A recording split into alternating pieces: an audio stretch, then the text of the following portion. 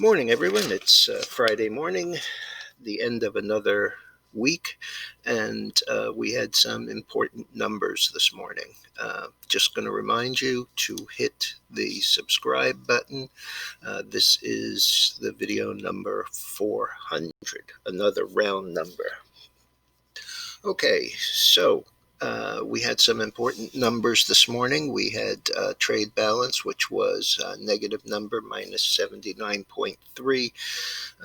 That was a little worse than expected, but we had a whole series of numbers that were better than expected. Wholesale inventories at minus 0.1 is kind of a meaningless number, but retail inventories plus 1.2% versus an expected negative number is a big positive.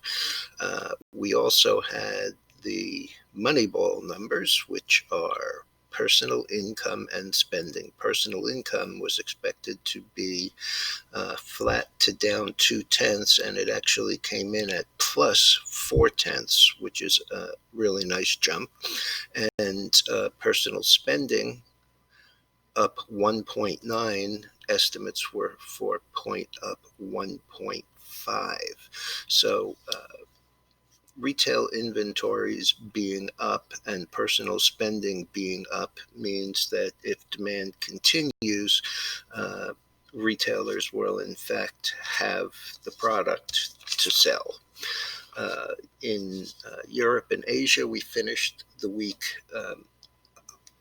mixed to slightly lower, and here we have the same group of stocks from last night's earnings that are substantially higher. We have Ulta up 19%, Workday up 12% after being up about 8% the day before on the CRM numbers in the same general business.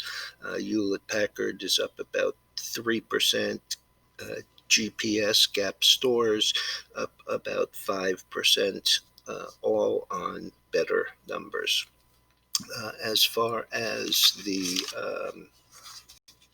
futures this morning, the high I've seen was up about 185, and right now the Dow is up about 162. The S&P is up about 13, and the NASDAQ is up about 35. The chart on the screen is the gold, which again has bounced off that trend line that I showed you. And while it's an inside day so far today, it is trading near the high of the day and up $35. Let's take a look at some of the others. We had the oil, which was slightly higher, about unchanged, currently down a nickel. The silver is up 65 cents. The dollar index is getting crushed, which is why the Bitcoin and gold and silver are up. And Bitcoin is up 235, and the bonds are kind of mixed.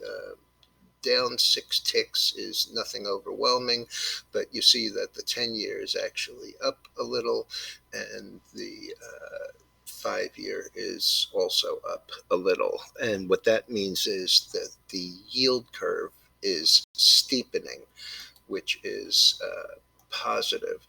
It's also somewhat reflective of the non-existent inflation that Chairman Powell and the rest of the governors can't seem to find. And again, I'll say it's probably because they don't do any grocery shopping or sneakers for kids or any other of the necessities of life. Okay, so yesterday in the dollar, we had rallied up, we came down, we had closed, pretty much here towards the high end of the close. But again, we have these flat tops in here, 3 days of highs in the 94 93.35, 93.37.5, 93.35, and 93.34. So this is an area that looks like it's of importance. We did rally the 5-day moving average. I'll give you a little better look at that. We did rally the 5-day moving average. Yesterday it looked like it could cross over, but didn't, and this morning it's backing away again. As I showed you on the gold chart, very often in areas of consolidation, you start to see that crossover, pullback, crossover, pullback, crossover to the downside. But this is important. This is an important break, and frankly, if we break this low close at 92.26 about, this would be a problem, and right now we're 92.38. So let's take a look at the weekly and see what that looks like. This would be a new closing low on a weekly basis.